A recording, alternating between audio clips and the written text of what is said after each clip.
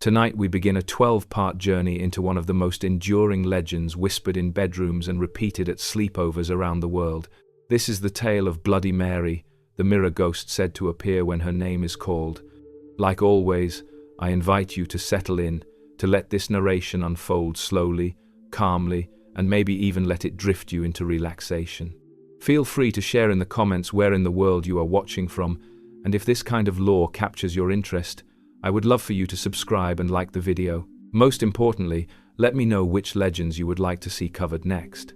The story of Bloody Mary begins not with history or interpretation, but with a ritual. It is this act, simple yet unnerving, that has been repeated for decades by children daring one another to prove their courage. The setting is familiar: a bathroom or bedroom at night, the lights dimmed or turned off entirely, and a mirror waiting in silence. A candle may flicker in one hand, or sometimes the room is left in total darkness, lit only by the faintest glow from under a door. The participant faces the mirror and whispers, or sometimes chants, the name Bloody Mary. The number of repetitions varies. Some say it must be 3 times, others insist on 7, 13, or even more. Each variation adds its own gravity, as though the precision of the ritual decides whether Mary answers or not. What happens next depends on the teller. In most versions, the face of Bloody Mary appears in the glass. Sometimes she is a pale, ghostly woman with hollow eyes. Sometimes her face is twisted and covered in blood. Sometimes she is older, a hag with tangled hair and rotting teeth, while in other versions she is young, beautiful, yet terrifying because of the way her eyes fix on the viewer. A few stories describe her not only appearing but acting, reaching through the glass, scratching the summoner's face, or screaming with such force that the air grows cold. The ritual is rarely performed in silence. The participants often add flourishes, spinning in place while chanting, or clutching a candle so that the flame's flicker distorts the reflection. Some stories say you must hold a mirror and walk up a staircase backwards in the dark, which feels more like an initiation into fear than a game. Others insist the ritual must be done at midnight, or precisely at 3 in the morning, when the world feels thinner and the shadows feel closer. Each of these details adds weight to the moment, transforming the act into something charged, something that feels dangerous, even when logic whispers that it is only a game. Children and teenagers are the ones most often drawn to this ritual. At sleepovers, one dares another, and the group gathers around, laughing nervously, whispering, and shoving one another toward the bathroom door. The courage to speak her name aloud is proof of bravery, yet it is also an invitation to be frightened together. The mirror waits, and even if nothing appears, the tension alone makes the silence feel heavy. Hearts race, breaths quicken, and sometimes, in that heightened state, ordinary shadows seem to shift, reflections stretch strangely, or eyes seem unfamiliar in the dim light. These moments blur the line between imagination and reality, leaving participants convinced that something moved in the mirror when nothing did. The variations of the ritual reveal how stories spread and adapt. In some places, she is not called Bloody Mary at all, but by other names such as Mary Worth, Mary Wales, or Hell Mary. In Spanish-speaking communities, she may be Veronica. Each name carries its own weight, its own story of who this spirit once was and why she lingers in the glass. Some versions say she was a murdered woman, others that she was a witch executed for her crimes, and still others that she was a queen, cursed for the blood she spilled. The details change, but the ritual remains. Stand before the mirror, call her name, and wait. What makes this ritual so powerful is not only the possibility of seeing her, but the certainty of fear. Even those who do not believe in ghosts often hesitate when asked to try it. The idea of staring into a mirror in near darkness, chanting a name tied to blood and death, triggers something primal. Mirrors already hold a strange place in the human mind. They are familiar and yet uncanny, reflecting us back with perfect mimicry but also with subtle distortions in dim light. To challenge the mirror is to challenge the certainty of our own identity, to risk seeing something that should not be there. The act of chanting strengthens this effect. Each repetition of her name is a promise, a rhythm that grows heavier with every word. Saying it once is harmless, Saying it twice feels strange. By the third time, the room feels altered, as though the chant itself has shifted something in the air. In this way, the ritual is less about summoning a ghost than about summoning fear. The participants build tension for themselves, creating the conditions for terror before anything has even happened. Stories of the ritual almost always end in one of two ways. Either nothing appears and the group bursts into laughter, half relieved and half disappointed, or something strange occurs, a flicker in the mirror, a shadow behind the shoulder, a sudden loud noise in the house. These coincidences are remembered and retold, transformed into proof of Bloody Mary's power. A slammed door from a draught becomes her rage. A face, seeming to warp in candlelight, becomes her apparition. Each retelling grows sharper, scarier, more convincing, until the story no longer needs to be proven. It is enough to know someone else has seen her. What is striking is how consistent the ritual remains across decades and places. Generations of children have grown up hearing about Bloody Mary, daring each other to summon her, and whispering about the ones who tried. The details may shift, but the ritual itself is recognizable to almost anyone. This endurance speaks to the universality of its themes. Mirrors, blood, darkness, the repetition of a forbidden name, these are elements that cut across culture, tapping into the same fears of the unknown and the unseen. The ritual of Bloody Mary is more than just a childhood game. It is an encounter with fear, a rehearsal for bravery, and a way of exploring the boundaries between the safe and the uncanny. It is the thrill of summoning something we should not, the excitement of believing we might see beyond the ordinary, and the terror of realizing that perhaps the stories are true. Whether she appears or not, the ritual leaves its mark, a memory that lingers long after the candle has been blown out and the mirror has gone still. Part 2. The Many Faces. How Bloody Mary appears. The figure of Bloody Mary is never quite the same from one telling to the next. That is part of what makes her legend so enduring. The ritual may be clear, but the image that appears in the mirror shifts depending on who is telling the story, who is doing the summoning, and even what fears are already lurking in the mind of the participant. She is a shapeshifter in folklore, a reflection not only of herself but of the people who call her name. In some stories, she is a pale ghost, her features familiar yet drained of life, her eyes wide and unblinking as she stares through the glass. Her hair falls long and tangled, her mouth open just enough to suggest a scream or a curse about to spill out. These versions paint her as a spirit caught between life and death, an unhappy soul who lingers in mirrors because she has no other place to go. The simplicity of this form makes her frightening because of its familiarity. She looks human, but only just. Other accounts make her far more grotesque. In these, Bloody Mary is scarred and bloody, her face torn or burned, her eyes empty sockets glowing faintly in the dim light. Children whisper that if you stare too long she will lunge, reaching out of the mirror to scratch your skin with broken nails. Some tales describe her smile, wide and jagged, stretching too far across her face to be natural. These versions feel more monstrous, as though Mary has transformed from an ordinary woman into a vengeful creature bent on punishing anyone foolish enough to summon her. There are also stories where she appears as an old woman, her spine bent, her shoulders hunched, her features lined and worn. Her age is not comforting, but unsettling. In the shadows of the mirror, wrinkles become cracks, and her eyes burn with the knowledge of centuries. She is sometimes described as cackling, sometimes as silent, but always with the presence of age turned sinister. This crone-like image connects her to traditional witch figures, the kind whispered about in older folklore, women accused of dark power and consorting with the devil. For many, summoning Bloody Mary is less about a ghost and more about conjuring a witch.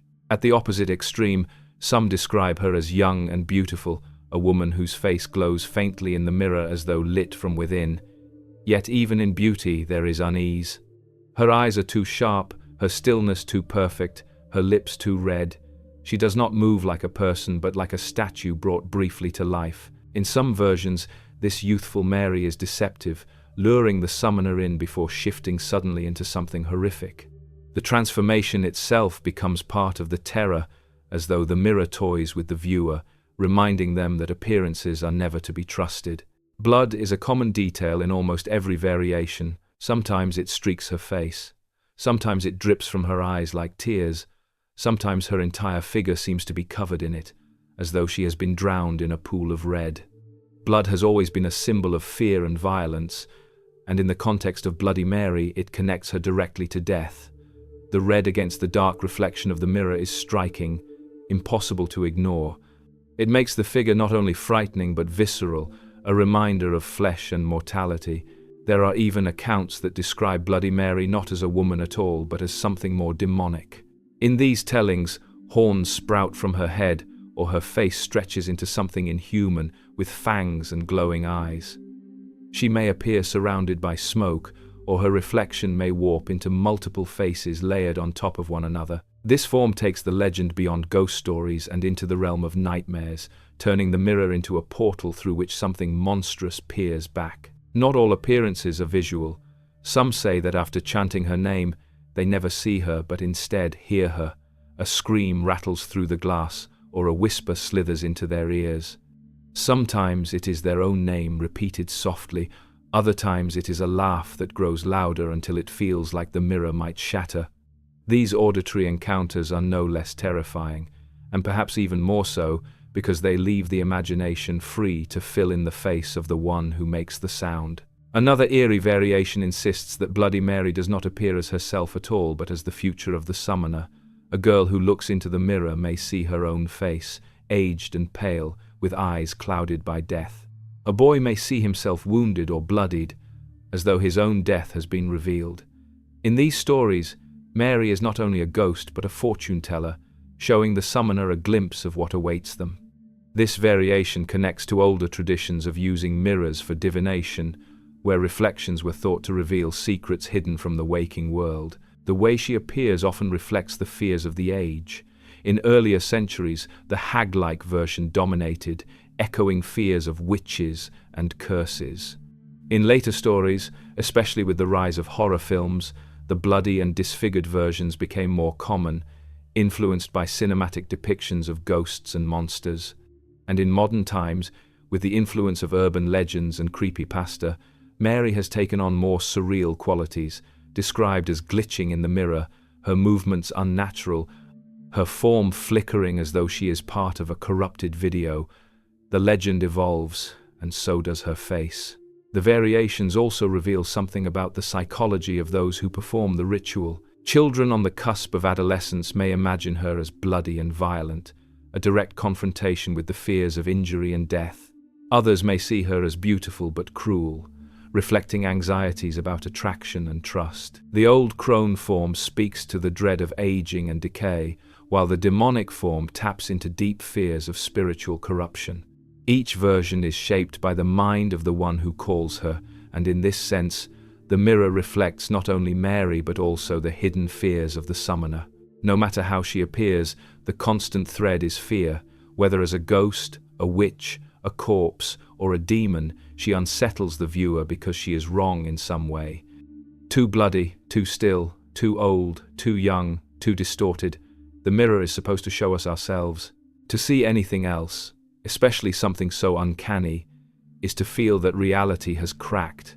That is the heart of her terror. She does not need to reach out of the mirror to hurt you. Her very presence is enough to remind you that the line between reflection and apparition is thinner than you would like to believe. Bloody Mary's many faces keep her alive as a legend because they leave room for imagination. No one can say for certain what you will see if you try the ritual. That uncertainty keeps the dare thrilling, the stories varied, and the legend evergreen. One person insists she was hideous, another swears she was beautiful, a third claims they only heard her scream. Together, these stories weave a figure who is less a single ghost and more a canvas for fear itself. Part 3, where the legend comes from, possible historical Marys. The name Bloody Mary carries a weight that feels more than just legend. It sounds like it belongs to someone who truly lived, someone who left a mark on history, or at least on imagination. When people chant her name in front of a mirror, part of the thrill comes from the suspicion that they are not only calling a ghost, but invoking a figure with roots in reality. Over the years, many have tried to pin her down, to connect the shifting face in the mirror to a woman of flesh and blood. While no single origin explains her completely, several candidates have been suggested, each carrying their own dark reputation. The most common connection is to Queen Mary I of England, who reigned during the mid-16th century. She was the daughter of Henry VIII and Catherine of Aragon, and her childhood was shaped by the turbulence of her father's marriages and the country's religious upheaval. When Mary took the throne, she restored Catholicism as the official faith and began persecuting Protestants who resisted. Hundreds were executed during her reign, many burned at the stake. This earned her the grim nickname Bloody Mary. It is easy to see why her name would be linked to the legend. A queen whose very title was soaked in blood, who was remembered for flames and death, seems like a perfect candidate for a vengeful spirit bound to appear in mirrors. But the connection is not as straightforward as it seems. The rituals of chanting her name and summoning her in a mirror did not emerge until centuries later, long after Mary I's reign. Folklorists note that the link between the queen and the ghost may be more symbolic than literal. She represented a time of violence, a woman of power whose actions terrified her subjects, and so her name became an easy vessel for a story about blood and vengeance. Whether she ever truly inspired the ritual or not, her reputation fused with the folklore, and the association has endured. Another proposed origin is a figure known as Mary Worth. In some tellings, Mary Worth was a woman accused of witchcraft in colonial America. Stories claim she lured children into the woods or practiced dark rituals that brought harm to her neighbors. Eventually, she was caught and executed, sometimes by hanging, sometimes by burning, sometimes by lynching. After her death, people whispered that her spirit lingered, waiting to be called by anyone foolish enough to invoke her name. These stories have no firm historical basis, and the name Mary Worth appears more like folklore than biography.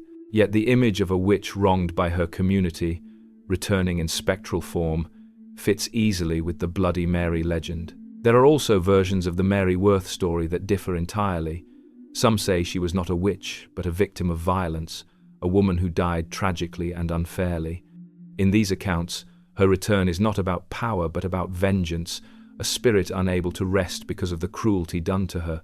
This kind of tale is common in ghost lore, where restless spirits rise from wrongful death to haunt the living.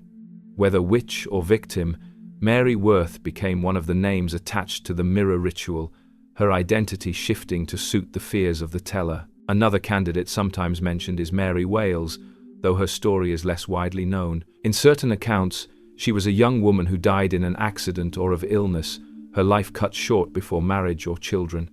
Her spirit, bitter and unfulfilled, was said to return when her name was chanted.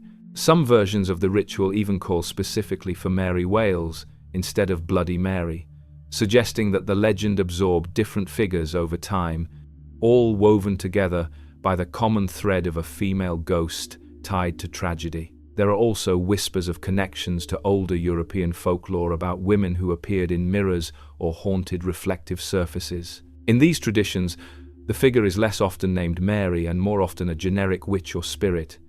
Over time, as the story crossed the Atlantic and entered English-speaking communities, the name Mary may have become attached because it was common, familiar, and already linked to blood through the infamous Queen. Folklore often works this way, merging details from multiple stories until a single name or ritual emerges, polished by repetition. What is striking about all these possible origins is how they reveal the anxieties of the societies that told them.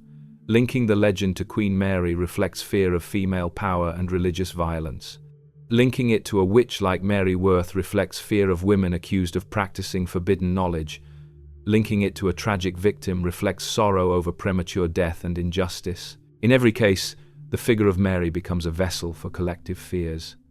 She is less about one specific woman and more about what her name represents: blood, power, vengeance, and the threat of what lies beyond death.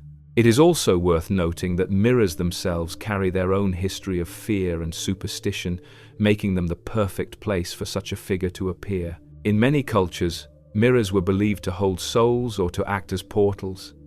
To call upon Bloody Mary in a mirror is to combine two powerful ideas: a spirit tied to death and a reflective surface tied to the supernatural. The legend could have grown organically from that combination, with the name Mary added later as a way of giving the ghost a face and a story.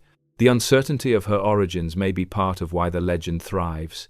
If she were tied to a single person, the story might be easier to dismiss as history. But because her name could refer to a queen, a witch, a victim, or simply a nameless ghost, she remains flexible, always able to shift with the times. The legend does not rely on facts. It relies on the unease of calling out to the dark, of watching a mirror, of daring the unseen to answer. Mary becomes whoever she needs to be in that moment, shaped by the fear of those who summon her. Even today, when people try the ritual, they rarely think about Queen Mary I or colonial witch trials. They think only of the presence that might appear in the mirror. The name carries its own power now, independent of history. But knowing the possible origins adds another layer to the story. When the name Bloody Mary is whispered, it carries with it echoes of queens, witches, and tragedies, all folded into the same haunting. And so the legend stands at a crossroads between history and folklore. Perhaps she was inspired by real figures, perhaps not. Perhaps the Queen's bloody reign colored the imagination of storytellers, or perhaps Mary Worth was whispered about in colonial villages. Perhaps she is no one at all, only a name given to the fear of mirrors and the night. What matters is that she endures, her name still spoken in bathrooms and bedrooms, her story still retold with each generation. In the end, the origins matter less than the ritual itself, and the ritual continues because the fear it awakens is timeless. Part 4. Mirror Magic and Catoptromancy, Divination through Reflection. Mirrors are such an ordinary part of daily life that it is easy to forget how strange they really are. They sit silently in bedrooms, bathrooms, and hallways, yet they hold something that feels almost alive.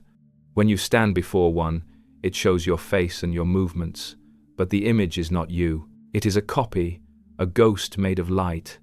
For centuries, people across the world have looked into polished surfaces and believed they were more than tools. Mirrors were seen as portals, as traps for the soul, and as devices for glimpsing hidden truths. This long history of mirror lore sets the perfect stage for the legend of Bloody Mary, because the ritual of calling her name is rooted in the ancient belief that mirrors are never entirely trustworthy. The word catoptromancy refers to a form of divination that uses mirrors or reflective surfaces. The practice dates back thousands of years, and it appears in cultures from ancient Greece to China. In these traditions, mirrors were not just for grooming, they were instruments of the supernatural, ways to pierce the veil between this world and another.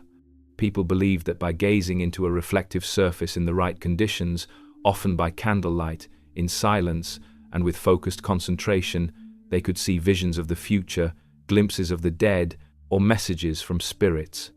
In ancient Greece, polished bronze or water bowls were sometimes used instead of glass mirrors. A person seeking knowledge would stare into the reflection until images began to appear.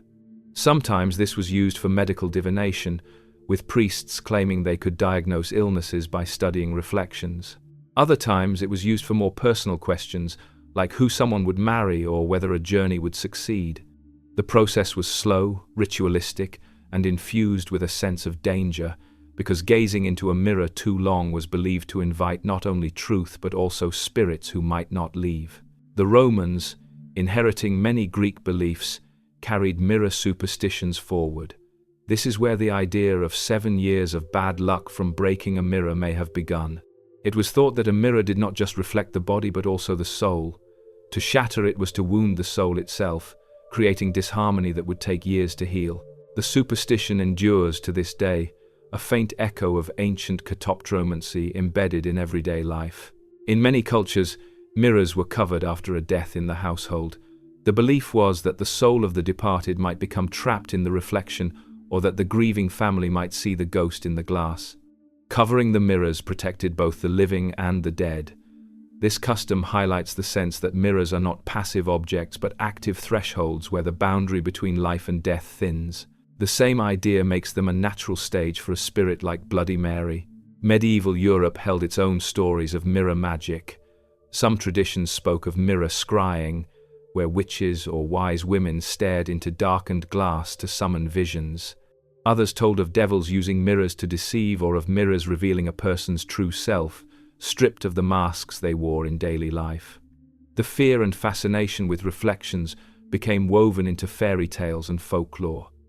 Think of the enchanted mirror in the story of Snow White, which speaks truths no one else dares to say. Or the notion of a double seen in the glass, a doppelganger that warns of death. These themes remind us that mirrors have always carried a sense of mystery, of hidden knowledge, and of danger. In Asia, too, mirrors were thought to hold protective or supernatural power. In China, mirrors were used as talismans against evil spirits because it was believed that demons would be frightened by their own reflection. Mirrors were sometimes placed in tombs to guard the dead, ensuring that no malevolent being would intrude. In Japan, mirrors were sacred objects tied to Shinto beliefs, symbolizing purity and truth. They were among the most revered treasures, objects that connected humans to the divine. All of these cultural strands share a central idea. Mirrors are not neutral. They may reflect, but in that reflection is power. They show what is visible, but they also hint at what is hidden. They are liminal objects, existing on the boundary between the physical and the spiritual. This is why staring into a mirror in a dark room, whispering a forbidden name, carries such weight. It is not only the name of Bloody Mary that conjures fear, but also the setting in which she is called. The ritual of chanting in front of a mirror draws directly from katoptromancy. The dim light, the repetition of words, the focus on the reflection, these are classic elements of mirror scrying. They create a state where the mind is primed to see beyond the ordinary, to interpret flickers of shadow or shifts in the reflection as something supernatural.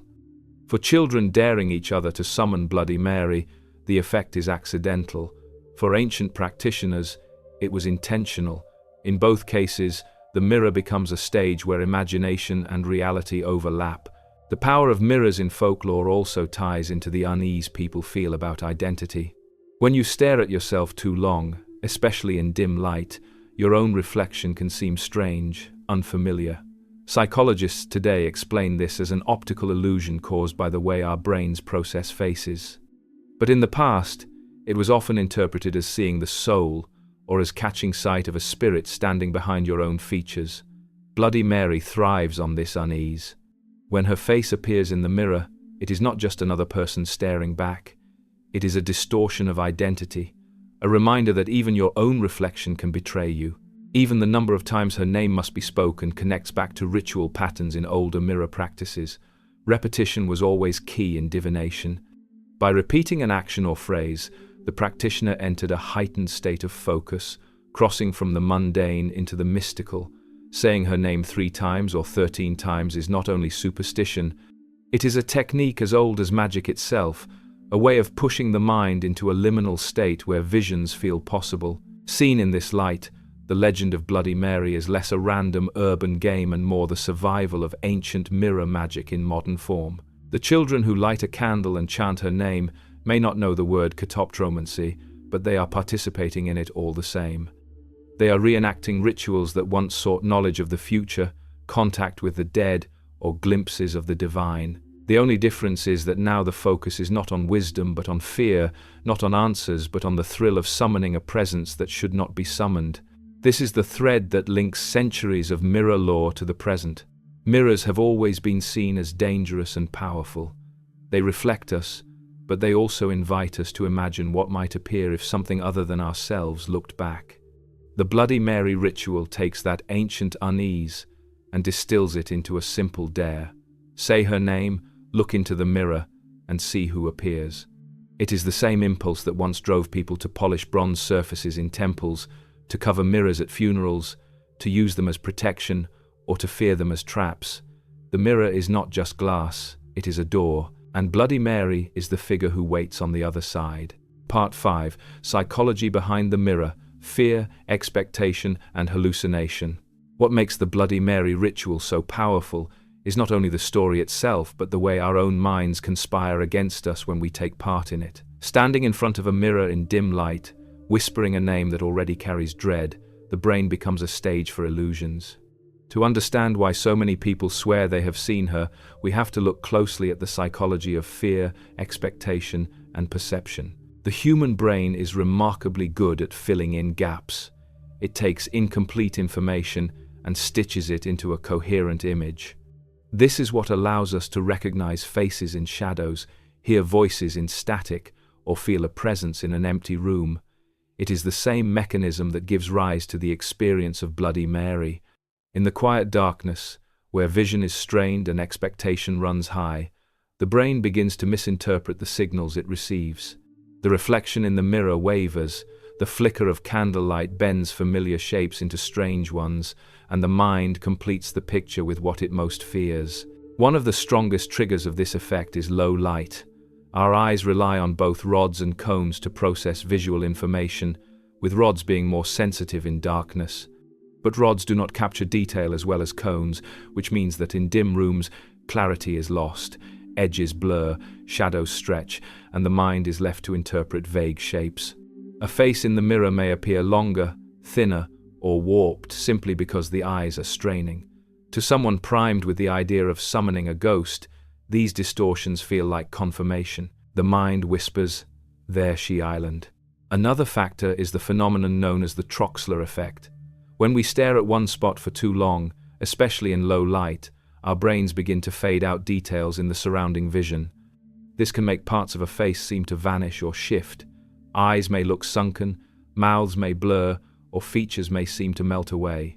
People who have tried staring into a mirror in the dark often report seeing their own face transform into something unrecognizable. Folklore interprets this as the arrival of a spirit. Psychology explains it as the limits of perception. Both explanations, however, leave the participant shaken. Expectation plays an enormous role as well. When someone steps into a dark bathroom with the intention of calling Bloody Mary, they are already anticipating a result. Their heartbeat quickens, their breath shortens, and their focus narrows. This state of heightened arousal makes them more likely to interpret ordinary sensations as extraordinary. A draft becomes a cold presence. A flicker of the candle becomes movement. The sound of a settling house becomes a whisper.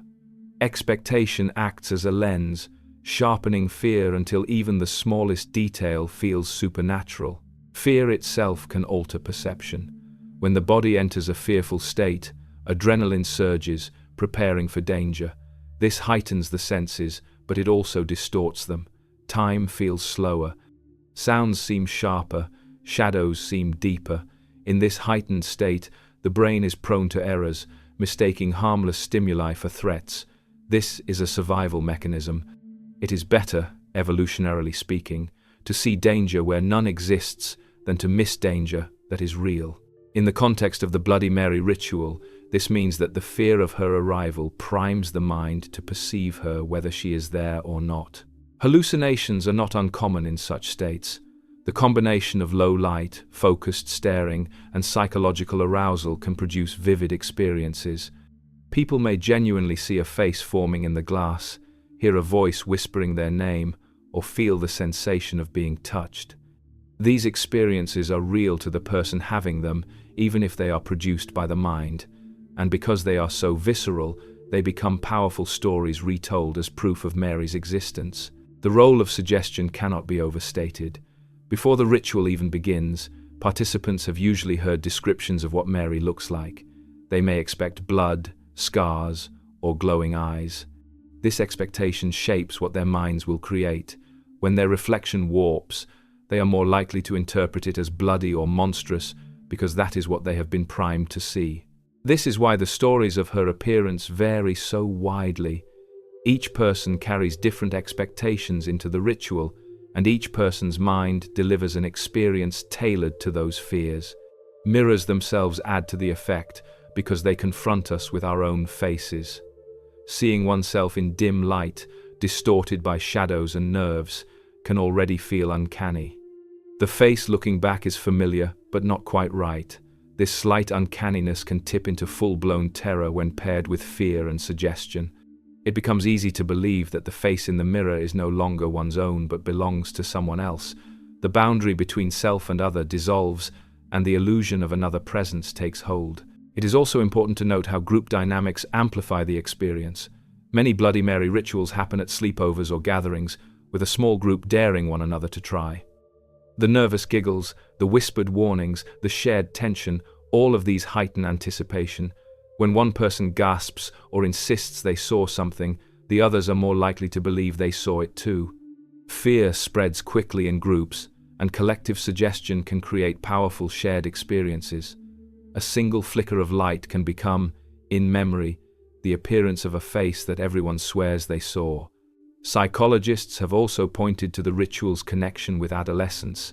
The time when children first hear about Bloody Mary is often the same time they are navigating fears about identity, body changes, and mortality.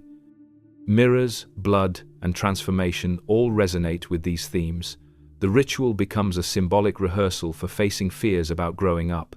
The hallucinations or distortions that occur are not just about ghosts, but about confronting the strangeness of the self during a time of change. None of this, however, diminishes the terror people feel.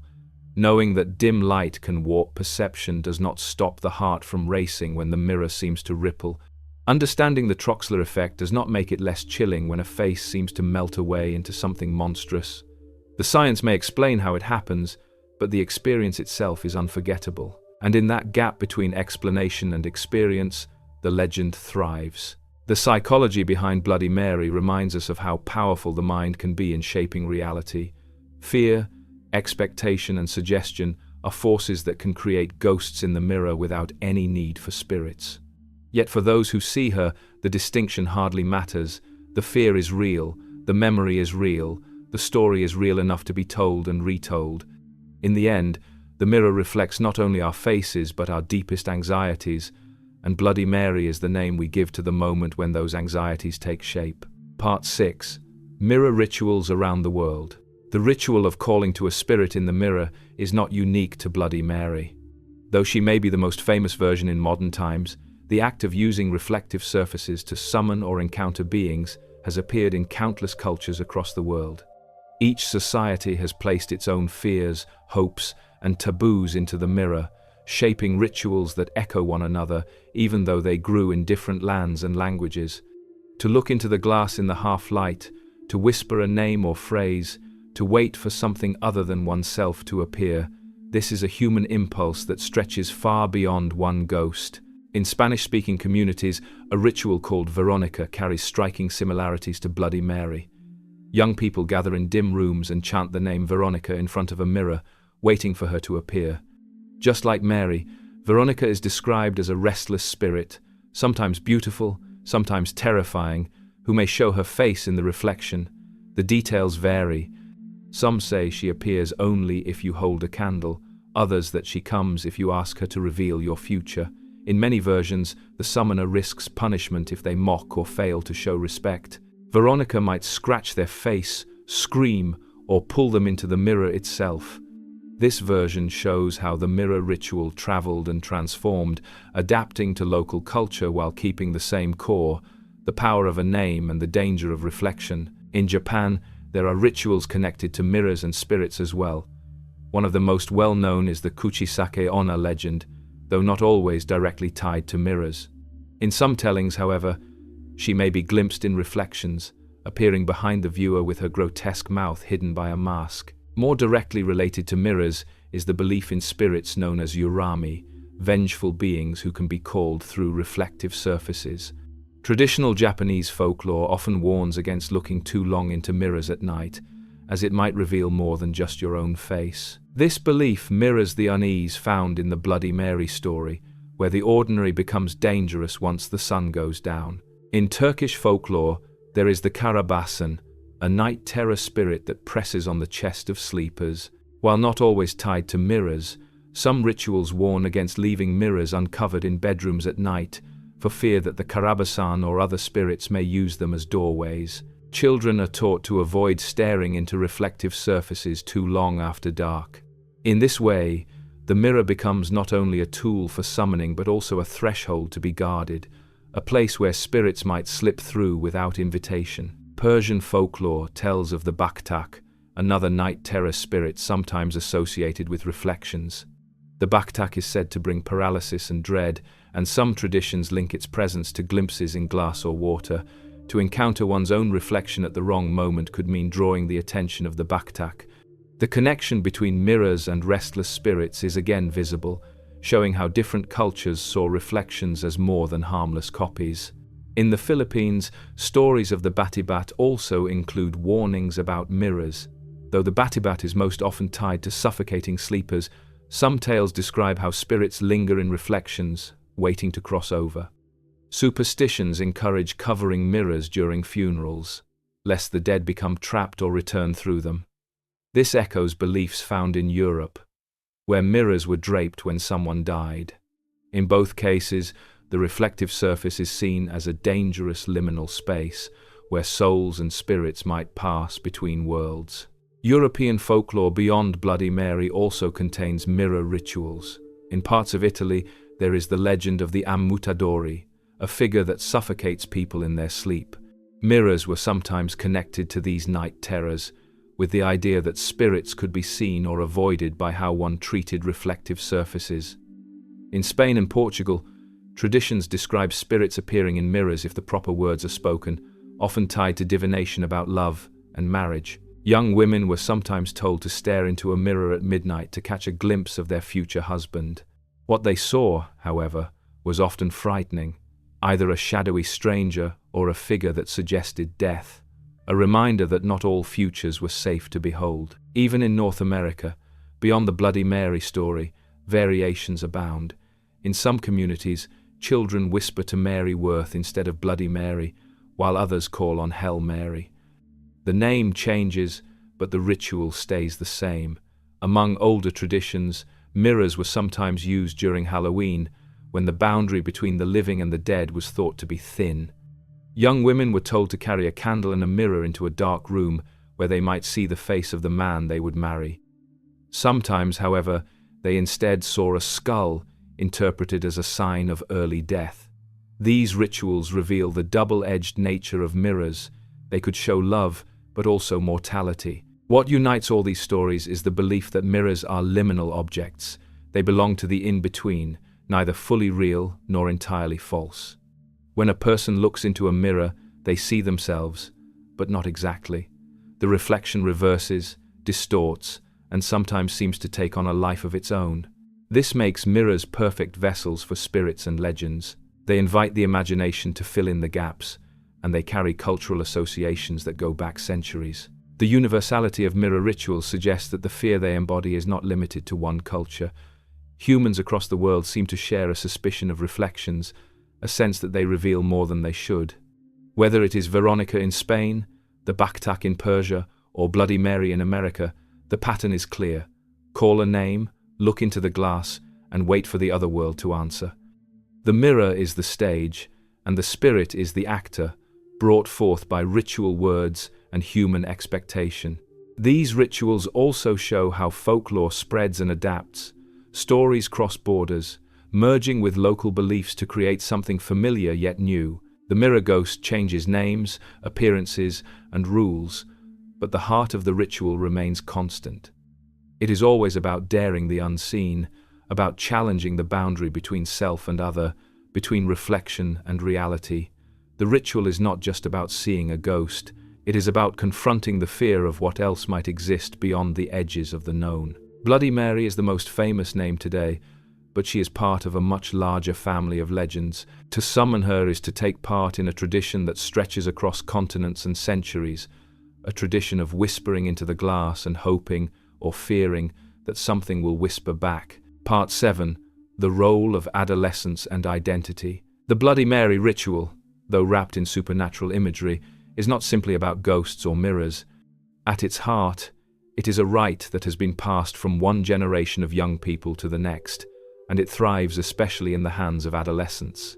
It is at sleepovers, in school bathrooms, and in whispered dares at dusk where her name is most often spoken.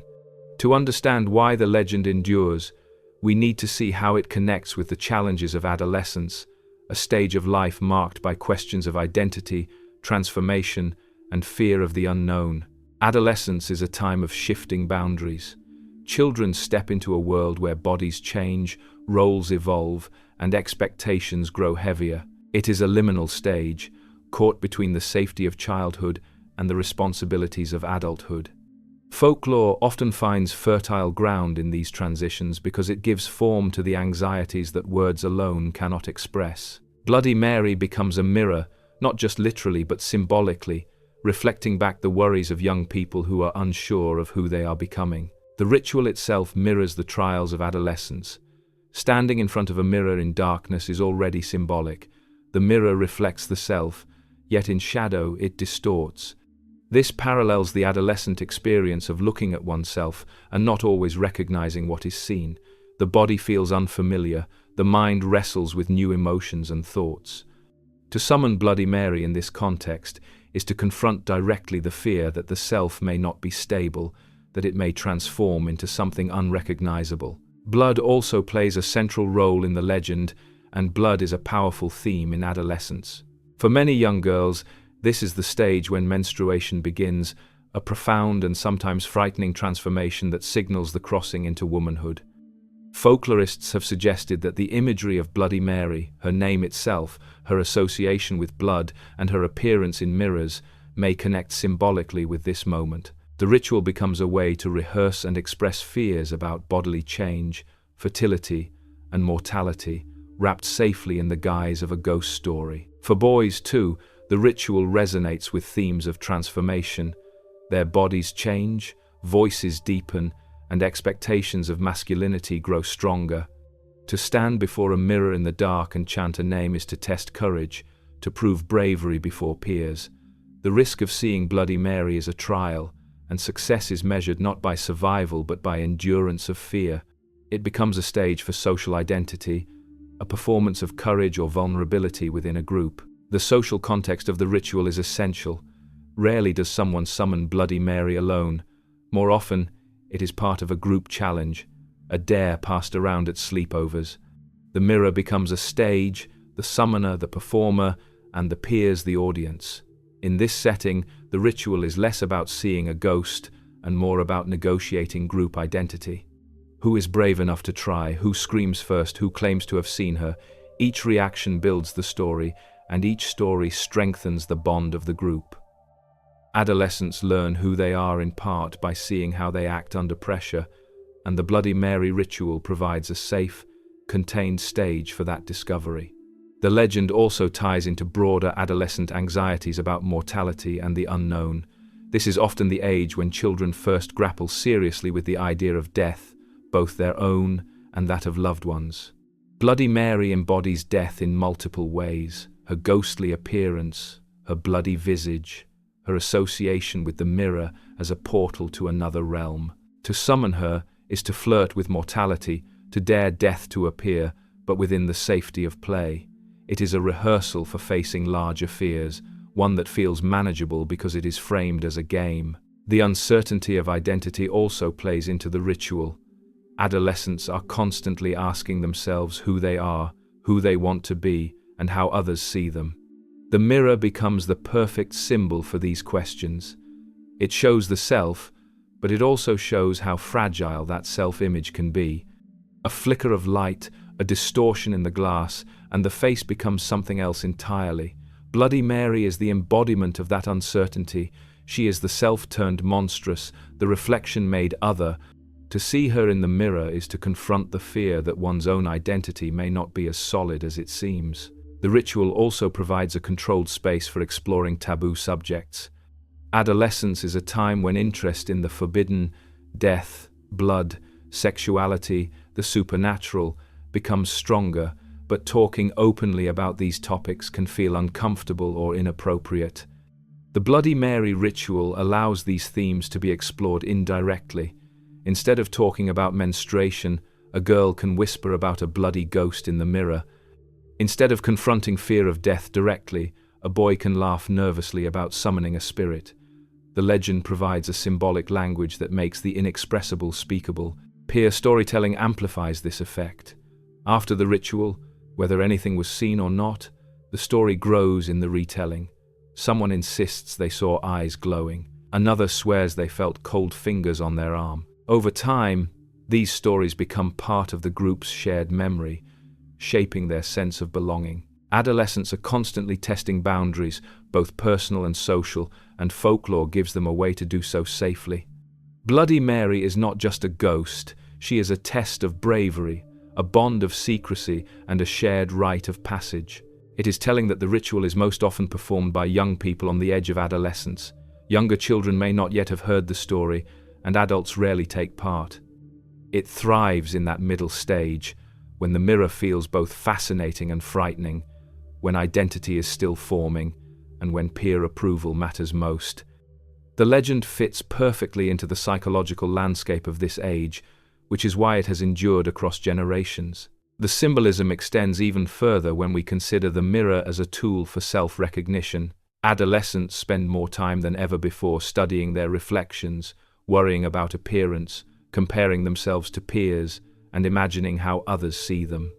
In this context, the mirror is already charged with meaning. To turn it into a stage for summoning a ghost only intensifies the emotions it carries. The reflection becomes a place where fears about beauty, ugliness, acceptance, and rejection are all projected. Bloody Mary embodies those fears, waiting in the glass to remind the viewer that the self they see is never entirely secure. Ultimately, the role of adolescence in the Bloody Mary ritual shows that the legend is not just about summoning a ghost, it is about navigating one of the most uncertain and transformative stages of life. The ritual gives form to anxieties about blood, death, identity, and courage. It provides a safe way to rehearse the encounter with fear, to test oneself in the company of peers, and to explore taboos without admitting to them directly. This is why the story endures. Bloody Mary may be a ghost, but she is also a mirror of the adolescent self, reflecting back the fears and questions that every generation must face anew. Part 8. Tales from Sleepovers, Real Stories and Urban Legends. The Bloody Mary ritual lives not only in whispered instructions or folklore studies, but in the stories that children and teenagers pass to one another. These are not polished tales with clear beginnings and endings. They are fragments of memory, half-remembered encounters, and the shaky retellings of what someone's cousin or neighbor swears really happened. The legend breathes in these personal accounts, growing sharper with every retelling. Even if nothing is seen in the mirror, the stories live on, and those stories shape the way the ritual is experienced the next time.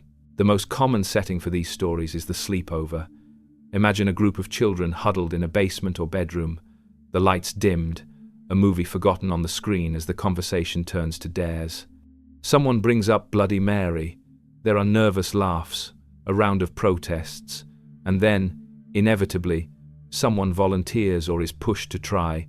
The bathroom door closes, the others wait outside, and what happens next becomes the seed of a story that will be told for years. One girl remembers being dared to go in alone, a single candle in her hand.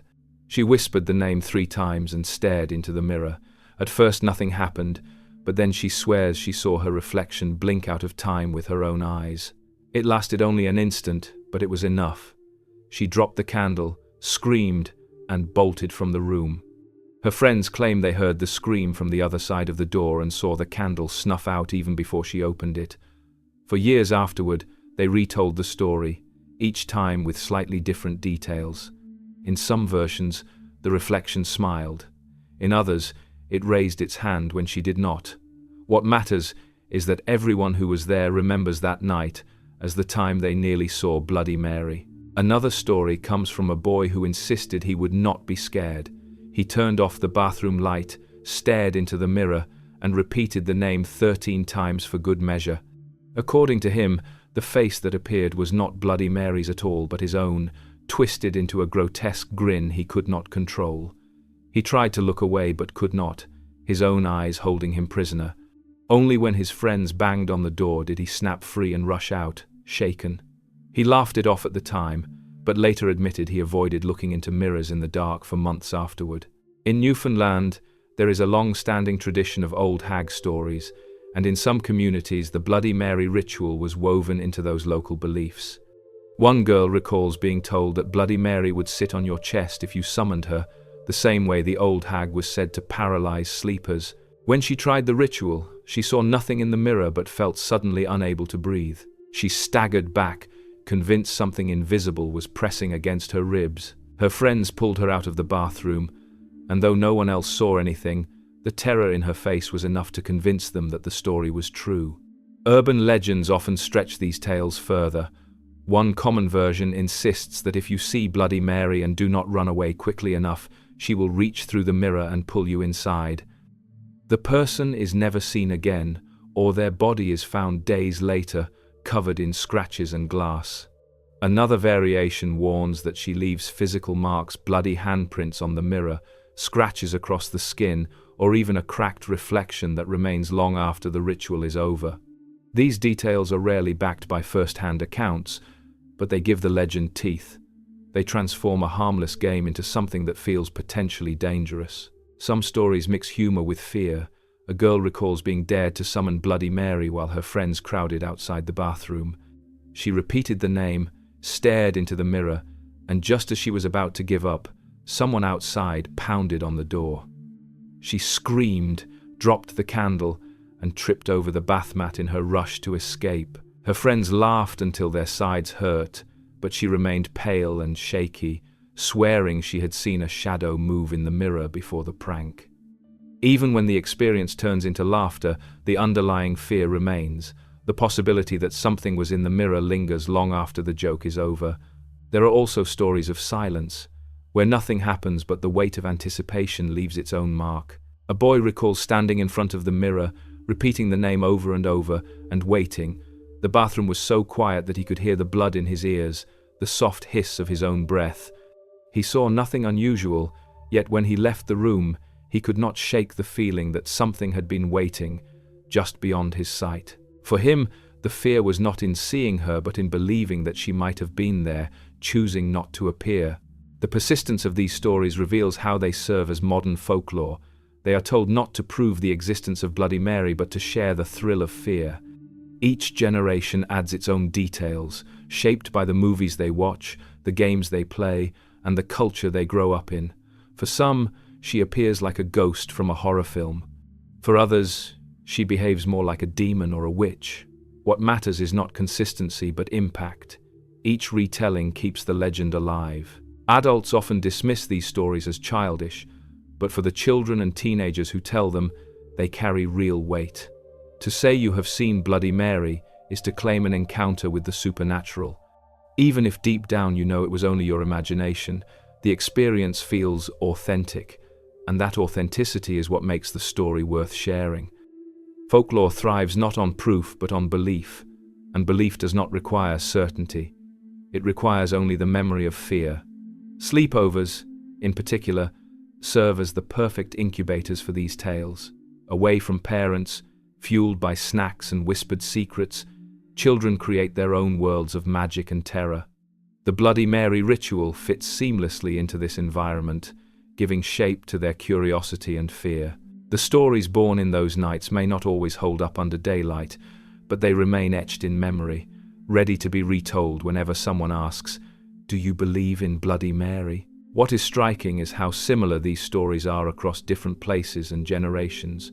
A girl in the 1970s might describe her reflection smiling back at her. A boy in the 2000s might say the same.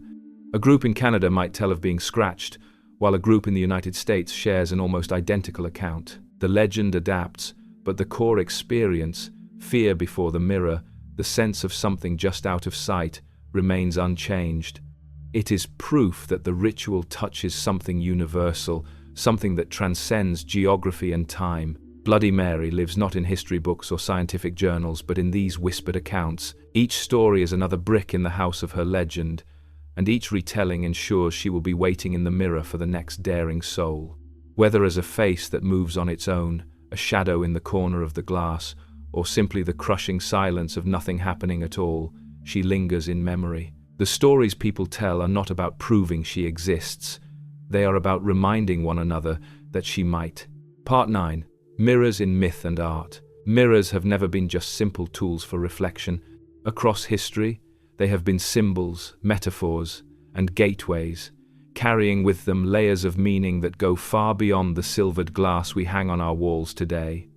They have been used in religion, magic, literature, and art to explore ideas of truth, illusion, identity, and even the boundary between life and death. When we talk about Bloody Mary appearing in the mirror, we are not only talking about an urban legend, we are also stepping into a tradition of myth and art that has long treated mirrors as something uncanny, something with power to reveal more than what the eye can see. In mythology, mirrors often represent truth and revelation. In ancient Greek lore, Narcissus fell in love with his own reflection in the still water of a pool. Though not technically a mirror, the surface of the water served the same role, a reflective boundary that lured him into obsession with his own image. His story is one of vanity and destruction, a cautionary tale about being consumed by the self. The theme of seeing too much in one's own reflection echoes through mirror legends like Bloody Mary, where staring into the glass becomes dangerous. In Japanese Shinto belief, the mirror is one of the most sacred objects. The Yata no Kagami, or eight-hand mirror, is part of the imperial regalia, representing wisdom and honesty. The mirror was used in the myth of the sun goddess Amaterasu, who hid herself in a cave and plunged the world into darkness. The other gods placed a mirror at the cave's entrance to lure her out, showing her the brilliance of her own light reflected back. In this case, the mirror was not frightening but divine, a symbol of truth and beauty. Still, it carried the same idea found elsewhere. The reflection is not simply an image, but something that holds power over the viewer. In medieval Europe, mirrors were often treated with suspicion. They were thought to reveal the soul and, in some cases, to deceive. Some writings warned that demons could appear in mirrors, disguising themselves as reflections. Others claimed that mirrors could expose a person's true nature, stripping away masks and showing the corruption within. This duality, mirrors as truth-tellers and mirrors as tricksters, made them rich symbols in art and literature. They could be holy or cursed, tools of revelation or instruments of vanity. Art across centuries has used mirrors to explore themes of duality and illusion. In Renaissance paintings, mirrors often appear to signify both self-awareness and the danger of pride. Painters used them to display technical skill, capturing reflections with precision, but also to comment on the fragility of appearances. One famous example is Jan van Eyck's Arnolfini portrait, where a convex mirror at the back of the room shows not only the main figures but also additional people and details. The mirror becomes a symbol of hidden perspectives, reminding viewers that what is seen is not all that exists. In literature, mirrors frequently serve as doorways. The most famous example is Lewis Carroll's Through the Looking Glass, where Alice steps into a mirror and finds herself in a reversed world. The mirror here is both whimsical and unsettling, a symbol of the thin boundary between ordinary life and strange alternate realities. This use of mirrors as portals aligns closely with the Bloody Mary legend, where the mirror becomes a threshold between the living and the dead, or between reality and imagination. Mirrors have also been tied to ideas of death and the supernatural.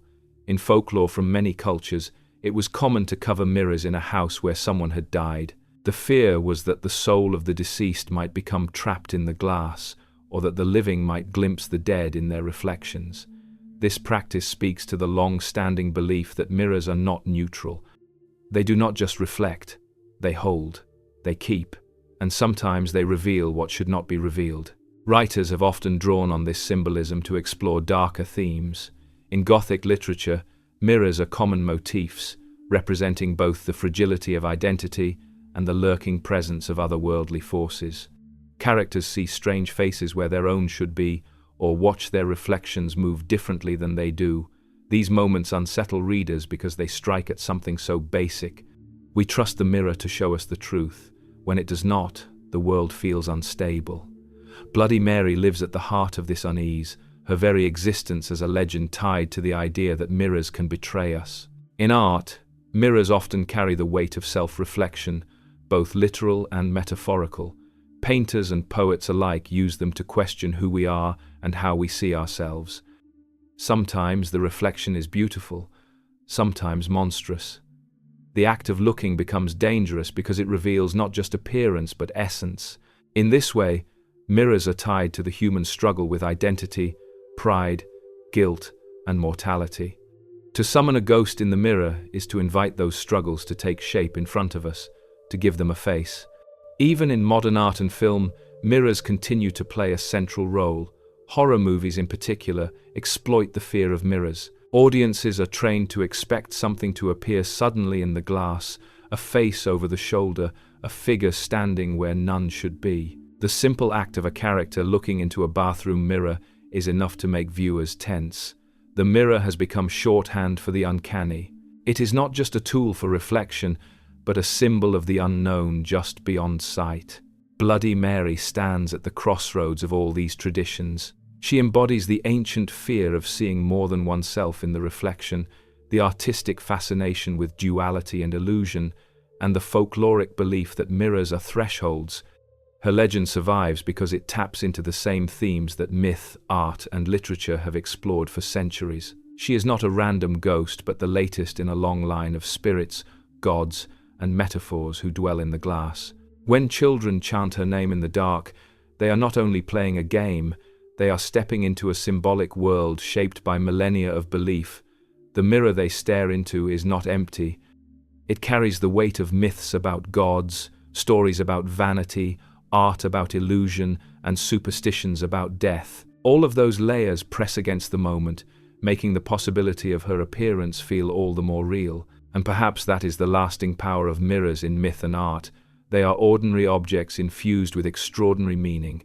They sit in every house, every room, and yet they always hint at something more. To look into one is to face not only your own reflection, but also the weight of history, culture, and imagination.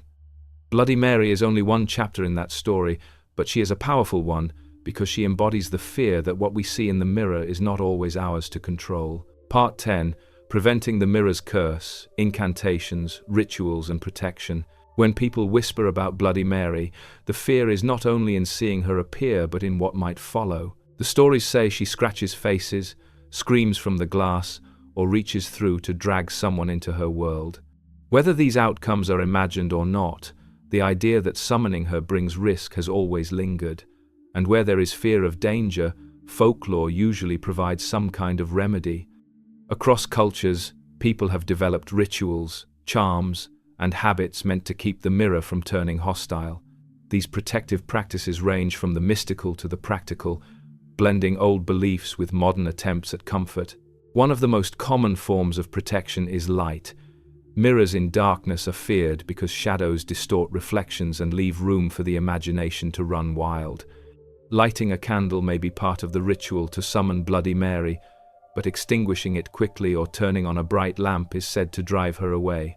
Some stories insist that she cannot appear in full light at all, that she dwells only in the dim glow where faces are half obscured.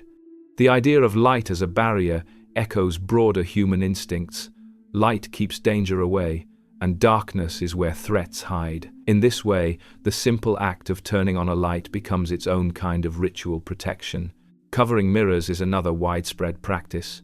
Many traditions, not just those tied to Bloody Mary, treat mirrors as dangerous when left exposed during vulnerable times. After a death, families often cover mirrors with cloth to prevent the spirit of the deceased from becoming trapped or lingering. In some places, people cover mirrors at night to keep away spirits or to avoid nightmares. Within the context of Bloody Mary, covering the mirror after chanting is sometimes said to keep her from stepping fully into the room. The cloth becomes a seal, a reminder that reflective surfaces can act as doorways and that sometimes it is best to close the door. Spitting or breathing on the mirror is another small act that has appeared in variations of the ritual. Some say it blurs the surface enough to confuse the spirit, making it difficult for her to appear clearly. Others suggest it shows defiance, a way of reclaiming the mirror as your own. This kind of action might seem odd, but it fits within a long tradition of small, symbolic gestures meant to ward off evil. A puff of breath, a smear of moisture, simple acts that feel protective because they disturb the clarity of the glass. Incantations and prayers also play a role. Just as chanting her name invites her, speaking protective words is said to drive her away. In some versions, people whisper a rhyme after finishing the ritual, something to cancel out the invitation. In other tellings, a prayer is spoken while leaving the room, as though the act of addressing a higher power balances out the dangerous attention drawn by chanting her name. These protective words need not be elaborate. Their power comes not from complexity but from intention. To say them is to reassert control, to claim safety after willingly stepping into danger. Salt is another protective element often mentioned. In folklore around the world, salt is used as a barrier against spirits. It purifies, protects, and creates boundaries that supernatural beings cannot cross. Some who attempt the Bloody Mary ritual sprinkle salt along the windowsill, around the mirror, or in a circle on the floor. Others keep a small container of salt nearby, convinced that it wards off any spirit drawn by the chant. Whether or not one believes in its power, salt carries a long symbolic history that makes it feel like a natural defense. There are also more modern forms of protection, ones rooted in psychology rather than superstition. Some people deliberately laugh or joke during the ritual, believing that humor robs the legend of its power. By refusing to take it seriously, they create a shield of skepticism. Others enter the bathroom with music playing or with friends loudly talking outside, preventing the silence that breeds fear. These methods may not be traditional, but they serve the same purpose, reducing the sense of vulnerability and breaking the spell of tension. Interestingly, some stories suggest that the best protection is respect. Those who enter the ritual mocking Mary, laughing at her, or treating it as a joke are said to be the ones most at risk of her wrath. By contrast, those who take the ritual seriously, even if they are frightened, are thought to leave unharmed. This idea reflects a broader theme in folklore, the belief that spirits demand respect. To treat them lightly is to invite punishment. Bloody Mary, in this sense, becomes less of a random menace and more of a figure who enforces a code of reverence for the supernatural. Of course, there are those who believe the only true protection is to avoid the ritual entirely. Do not say her name. Do not stare into the mirror in the dark. Do not invite what you cannot control. This kind of avoidance is itself a protective practice, rooted in the idea that prevention is the strongest form of safety. Many who hear the stories refuse to ever try, convinced that even curiosity is too dangerous. The choice to abstain becomes its own ritual of caution, a silent act of respect for the unknown. In looking at these protections, it is clear that they reveal as much about human psychology as they do about folklore. Light represents the need for clarity, for removing the unknown. Covering mirrors reflects the desire to control boundaries, to seal away what might leak through. Salt embodies the belief in purity, in keeping evil at bay. Incantations and prayers provide a sense of order and control in situations that feel unpredictable. Even laughter serves a purpose, transforming fear into something manageable.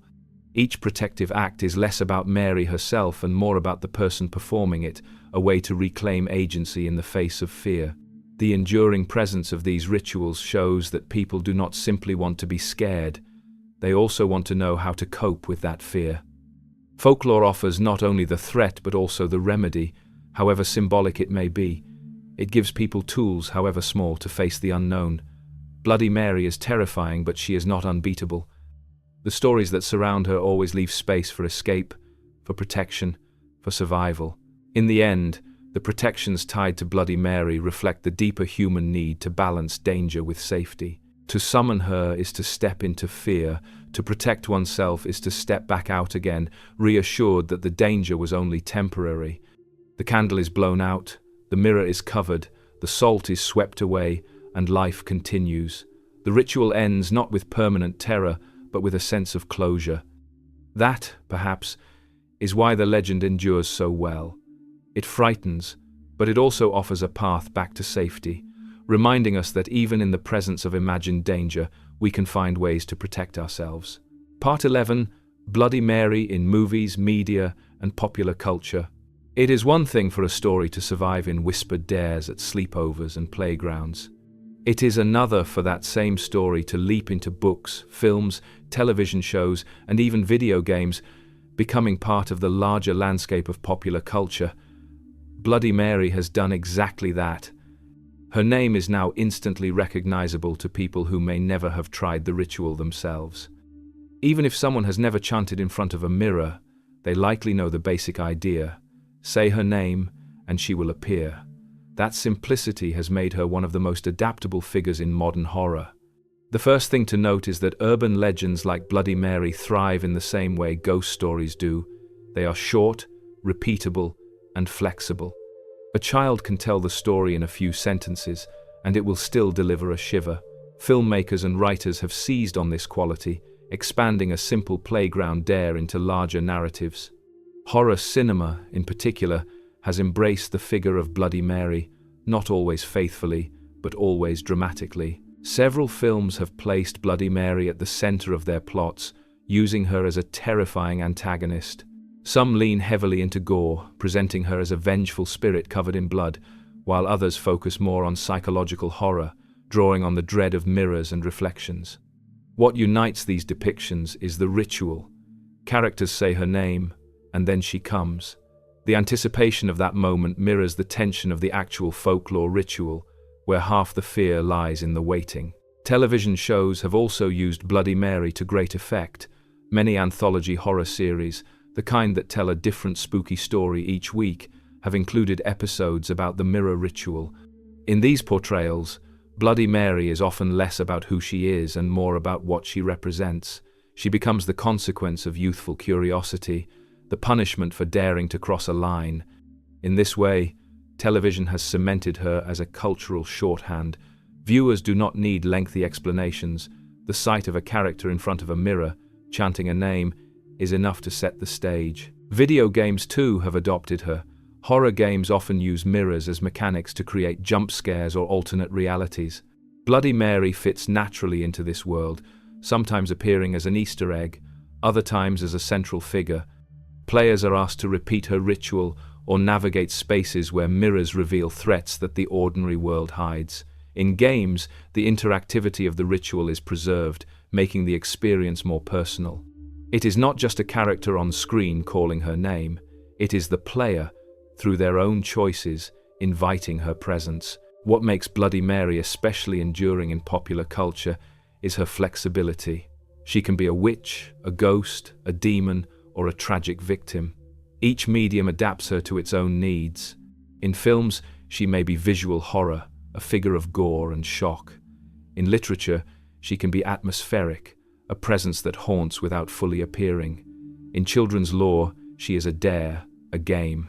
This ability to shift makes her almost archetypal, a mirror herself that reflects whatever fear the culture wishes to see. Her presence in media also amplifies the legend, feeding back into the folklore.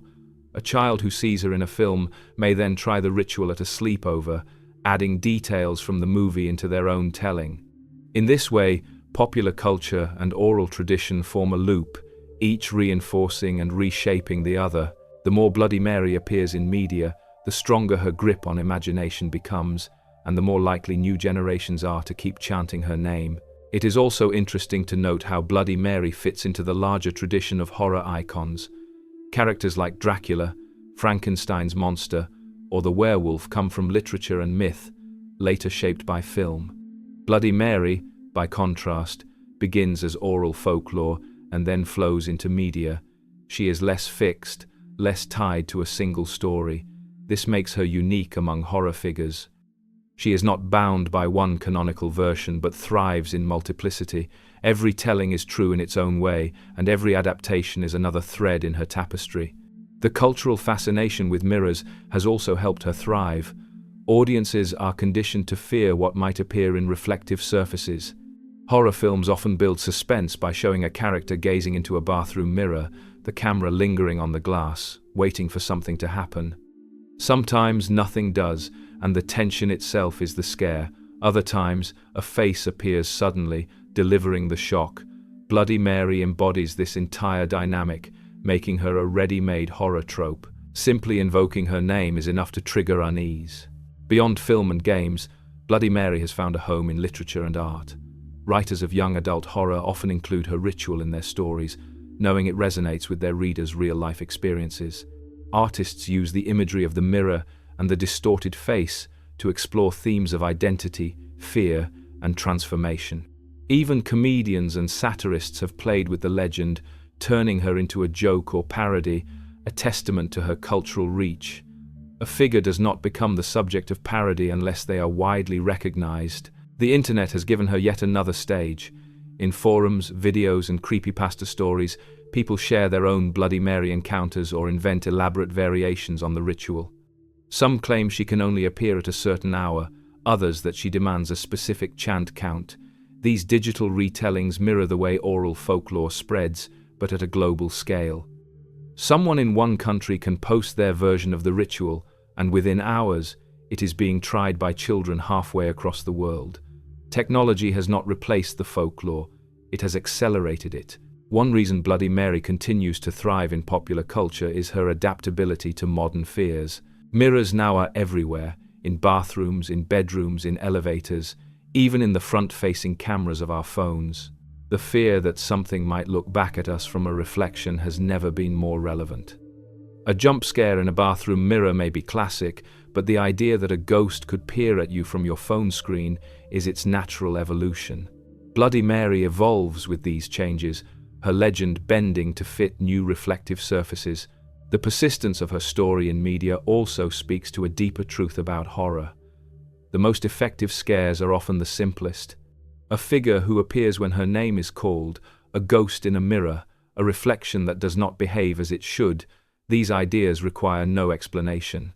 They tap into primal fears about identity, control, and the unknown.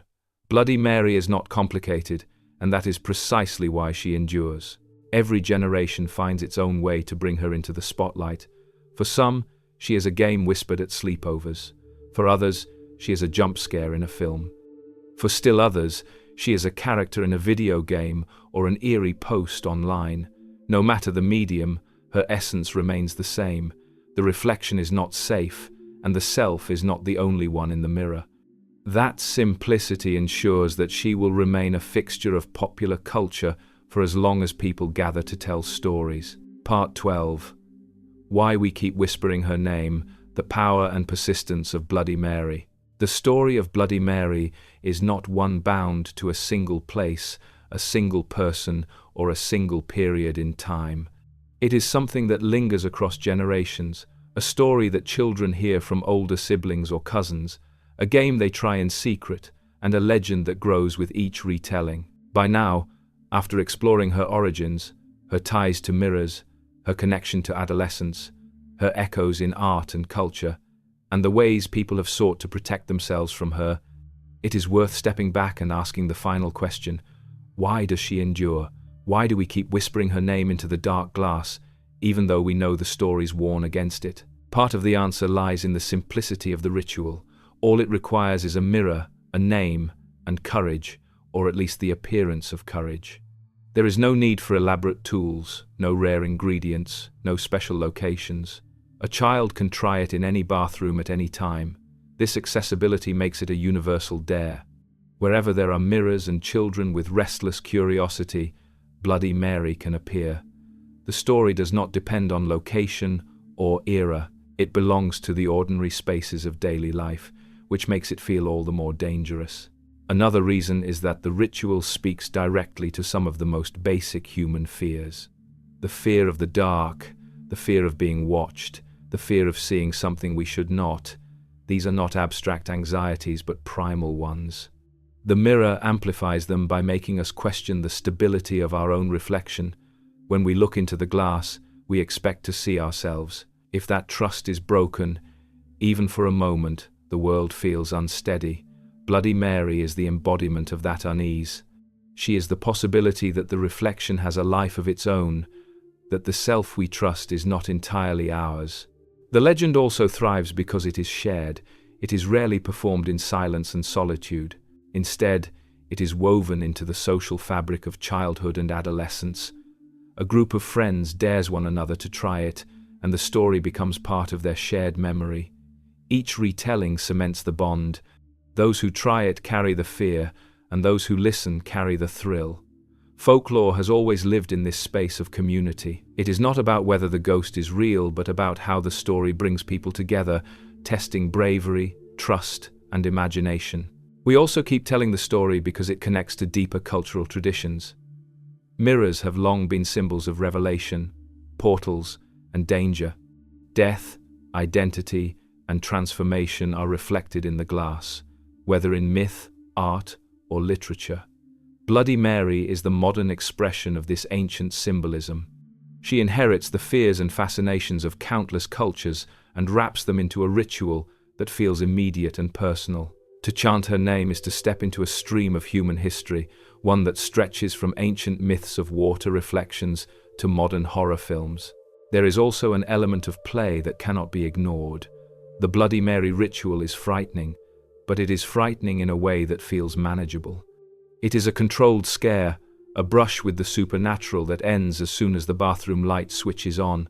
For children and teenagers, this makes it the perfect way to test the boundaries of fear. They can prove bravery, laugh at the outcome, and carry the story forward. The legend endures because it is both terrifying and safe, both dangerous and playful. It allows people to flirt with fear without stepping too far into its grasp. The persistence of Bloody Mary also tells us something about how we cope with change and uncertainty. The ritual resonates especially with adolescents who are navigating transformations of body and mind. The mirror becomes a stage for rehearsing those uncertainties. It reflects not only faces but also the anxieties of growing up, the fear of not recognizing oneself, and the curiosity about what the future holds. Bloody Mary provides a language for those feelings, a way to express them without having to name them directly. In modern times, her survival in popular culture has only reinforced her legend. Films, television, and the internet keep her story alive, carrying it beyond the playground and into wider culture. A child may first hear of her from an older sibling, but they may also see her referenced in a movie or stumble across a video online. Each medium feeds into the next, making her name harder to escape. Yet this constant presence does not dilute her power. If anything, it strengthens it, reminding us again and again that the mirror is not as simple as it seems. Ultimately, we keep whispering her name because she satisfies something deep in the human imagination. We are drawn to stories that let us confront fear in controlled ways, to rituals that remind us of our own fragility, and to legends that carry the weight of mystery. Bloody Mary offers all of this. She is both terrifying and familiar, both mythic and ordinary. She lives in every mirror, waiting not because she must, but because we cannot stop daring ourselves to call her. The legend does not need to be true in a literal sense to matter. It is true in the way it feels. When a child stands in the dark, candle flickering, breath caught in their throat, and whispers her name, the fear is real. The tension in the silence after the last repetition is real. The racing heartbeat, the darting eyes, the sense that something might move in the glass, these are all real experiences. They matter more than proof. Folklore is built not on evidence but on emotion, and by that measure, Bloody Mary is as real as any ghost. And so the story continues. Generations pass, but the dare remains. Children grow up, laugh at their memories, and then tell the story to the next group of eager listeners. The details shift. Sometimes she is a queen, sometimes a witch, sometimes just a nameless spirit. But the core ritual endures. The mirror, the name, the fear. It is simple, it is powerful, and it is timeless. As we close this exploration, it is worth recognizing that the power of Bloody Mary lies not in whether she exists, but in what she represents. She is the face of human fear, curiosity, and imagination reflected back at us. She is the shadow in the mirror that reminds us that the line between the known and the unknown is never as firm as we would like. And perhaps most importantly, she is proof that folklore lives because we need it. We need stories that frighten us, challenge us, and connect us. We need rituals that allow us to face fear together. We need mirrors, both literal and metaphorical, to remind us that who we are is never entirely settled. So the next time someone dares you to whisper her name, you may laugh, or you may decline, or you may step into the dark and face the glass. Whether you see her or not, the ritual itself is enough. It ties you to centuries of belief, to generations of children who trembled before their reflections, to the enduring human need to test the edges of fear. Bloody Mary will remain as long as we keep whispering her name, a legend not bound to vanish but to linger, like a reflection that waits patiently in the glass, ready for the next daring soul.